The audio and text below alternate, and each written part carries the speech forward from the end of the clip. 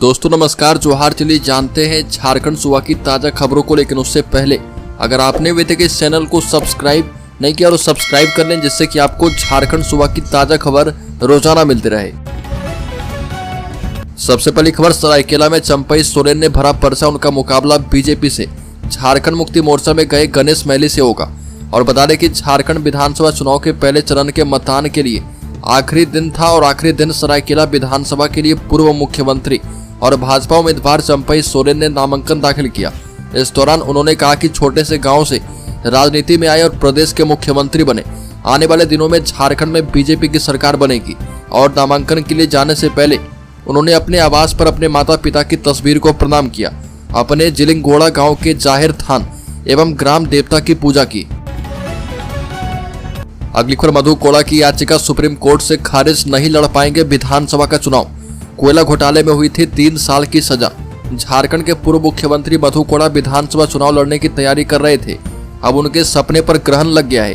कोयला घोटाला मामले में 3 साल की सजा पाए मधु कोड़ा ने दोष सिद्धि पर रोक के लिए सुप्रीम कोर्ट का दरवाजा खटखटाया था। सुप्रीम कोर्ट ने उनकी इस याचिका को खारिज कर दिया। जस्टिस संजीव खन्ना, जस्टिस संजय कुमार और जस्टिस आर महादेवन की पीठ ने उन्होंने दोष सिद्धि पर रोक के लिए याचिका लगाई थी और कोर्ट ने कहा था कि याचिका की फाइल देर से मिलने की वजह से उस पर गौर नहीं किया जा पाया। हालांकि अब इस मामले में फैसला आ चुका है। अगली खबर, झारखंड मुक्ति मोर्चा की 5वीं लिस्ट जारी, जामा से लुइस मरांडी को बनाया गया प्रत्याशी।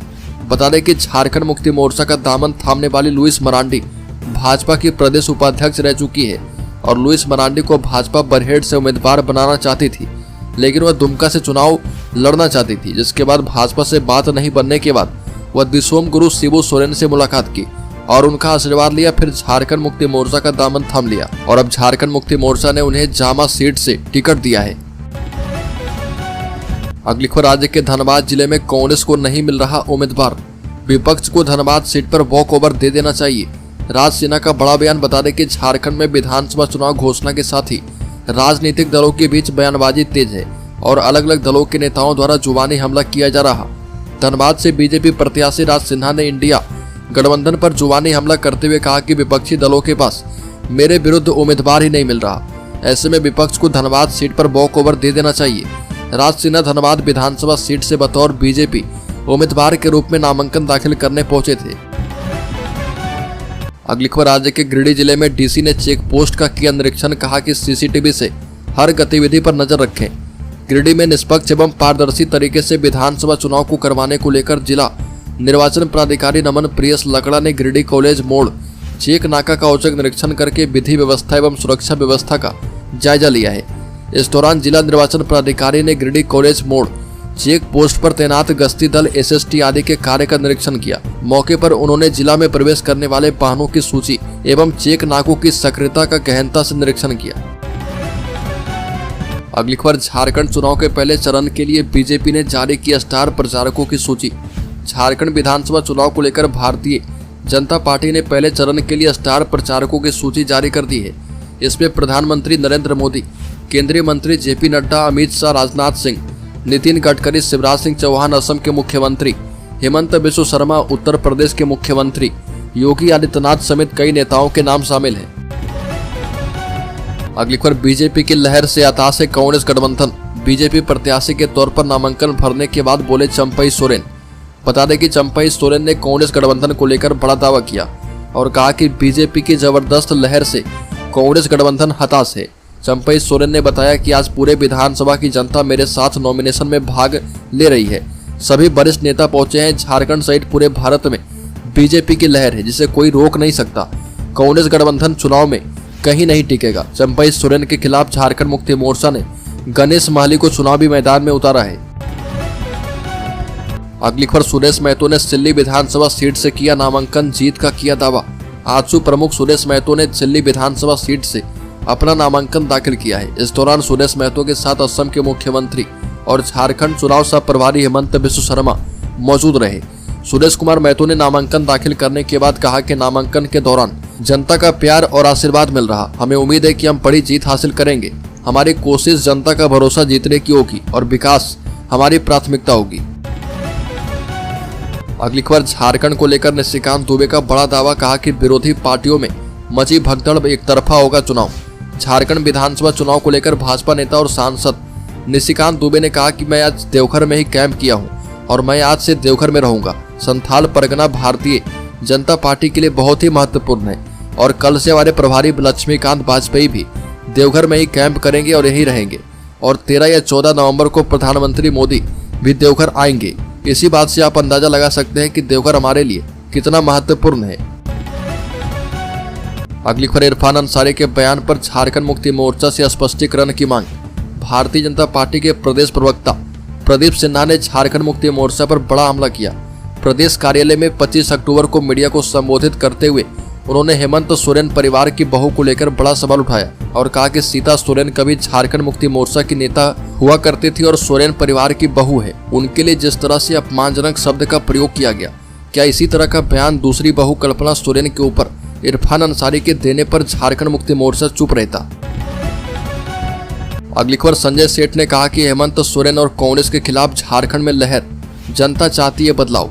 भाजपा के वरिष्ठ नेता और केंद्रीय रक्षा राज्य मंत्री संजय सेठ ने झारखंड विधानसभा चुनाव में भाजपा की सरकार बनने का दावा किया।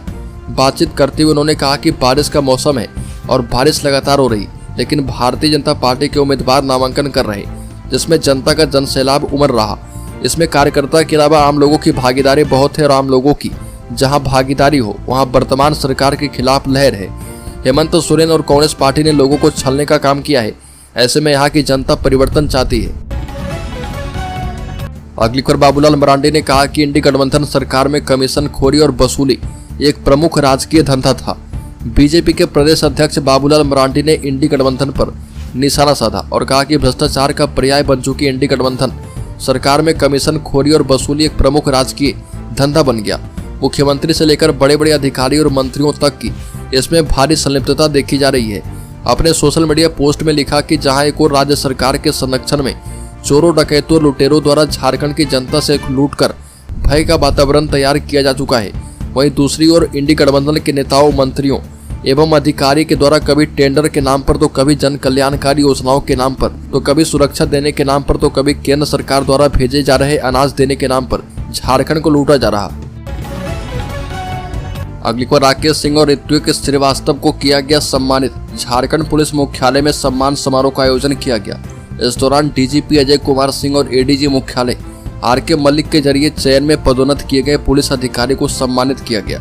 इस अवसर पर पलामू के अपर पुलिस अधीक्षक राकेश सिंह और चतरा अपर पुलिस अधीक्षक ऋत्विक श्रीवास्तव को बैच लगाकर शुभकामनाएं दी गई और समारोह में पुलिस विभाग के सभी वरिष्ठ अधिकारी शामिल थे। अगली खबर, झारखंड मुक्ति मोर्चा के मिथिलेश ठाकुर का नामांकन रद्द करने की हो रही मांग। झारखंड मुक्ति मोर्चा के नेता और हेमंत सोरेन के कैबिनेट में मंत्री रहे मिथिलेश ठाकुर का नामांकन रद्द करने की मांग उठी है। निर्वाचन आयोग से उनकी शिकायतें की गई है। बता दें कि भारतीय जनता पार्टी ने चुनाव आयोग में गढ़वा विधानसभा सीट से चुनाव लड़ रहे झारखंड मुक्ति मोर्चा उम्मीदवार मिथिलेश ठाकुर पर गंभीर आरोप लगाए और भाजपा के विधि प्रकोष्ठ के संयोजक सुधीर श्रीवास्तव ने झारखंड सरकार के मंत्री पर आचार संहिता का उल्लंघन करने का आरोप लगाया। अगली खबर, झारखंड में क्रिकेटर महेंद्र सिंह धोनी बने इलेक्शन कमीशन के ब्रांड एम्बेसडर, वोटरों को करेंगे जागरूक। बता दें कि इस वक्त की बड़ी खबर है कि राजधानी रांची से जहां पर चुनाव आयोग ने क्रिकेटर महेंद्र सिंह धोनी को ब्रांड एम्बेसडर बनाया और महेंद्र सिंह धोनी मतदाताओं को वोट देने की अपील करेंगे। झारखंड के मुख्य निर्वाचन पदाधिकारी के रवि कुमार ने पहले चरण के नॉमिनेशन के बाद कहा कि इस विधानसभा चुनाव में मतदाताओं को जागरूक करने के लिए cricketer Mahendra Singh Dhoni election commission के साथ जुड़कर काम करेंगे। धोनी मतदाताओं को वोट देने की अपील करेंगे। अगली खबर, हेमंत सोरेन के खिलाफ कौन होगा बीजेपी प्रत्याशी। बता दें कि मुख्यमंत्री हेमंत सोरेन साहिबगंज की बरहेट विधानसभा सीट से नामांकन दाखिल कर चुके हैं, लेकिन अभी तक भाजपा ने सीट के लिए अपने प्रत्याशी के नाम की घोषणा नहीं की। पार्टी के रणनीतिकार बरहेट से ऐसे प्रत्याशी को उतारना चाहते हैं जो कि हेमंत सोरेन को कड़ी चुनौती पेश कर पाए। उल्लेखनीय कि हेमंत सोरेन ने वर्ष 2019 के विधानसभा चुनाव में 2 सीटों पर चुनाव लड़ा था। बरहेट के साथ साथ वो दुमका सीट से भी प्रत्याशी थे और दोनों स्थानों पर उन्हें जीत हासिल हुई थी। बाद में उन्होंने दुमका सीट से इस्तीफा दे दिया था। अगली खबर, मुख्यमंत्री हेमंत सोरेन से ज्यादा धनवान उनकी पत्नी कल्पना सोरेन। बता दें कि हेमंत सोरेन के पास नकदी के रूप में मात्र 45,000 रुपए है, जबकि उनकी पत्नी कल्पना सोरेन के पास 2,05,000 रुपए है। मुख्यमंत्री हेमंत सोरेन के विभिन्न बैंक खातों में कुल 74,28,776 रुपए तो पत्नी कल्पना सोरेन के बैंक खाते में 81,31,348 रुपए है।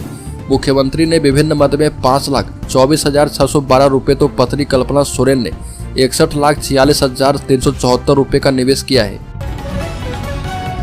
अगली खबर, राज्य के जमशेदपुर जिले में इनकम टैक्स की रेड, 3 कारोबारियों के ठिकाने पर पहुंची जांच टीम।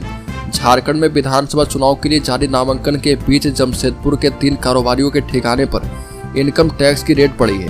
इसमें उद्योगपति दीपक भलोटिया, संजय पलसानिया और राजू भलोटिया शामिल है। इनकम टैक्स के अधिकारियों ने राजू भलोटिया के सोनारी के आसियाना स्थित आवास और संजय पलसानिया के बिरसा नगर जोन नंबर 3 स्थित आवास और दीपक भलोटिया के जुगसलाई स्थित आवास समेत कई ठिकाने पर एक साथ छापेमारी की। इनकम टैक्स की टीम सुबह 6 बजे से एक ही स्थान और एक साथ सभी ठिकाने पर छापेमारी करने पहुंची। बता दें कि इन उद्योगपति के आवास में किसी को भी दाखिल होने की इजाजत नहीं दी जा रही थी और न ही किसी को बाहर जाने की अनुमति थी। अगली खबर, झारखंड के शेयर होल्डर्स इन्वेस्टर्स के लिए बड़ी खबर। शेयर बाजार में लगातार 5वें दिन गिरावट। शेयर बाजार में 25 अक्टूबर को लगातार 5वें दिन गिरावट देखने को मिली है। सेंसेक्स 662 अंक की गिरावट के साथ 79,402 के स्तर पर बंद हुआ और निफ्टी भी 218 अंक गिरा है। ये 24,180 के स्तर पर बंद हुआ। वहीं BSE स्मॉल कैप 1,307 अंक गिरकर 52,335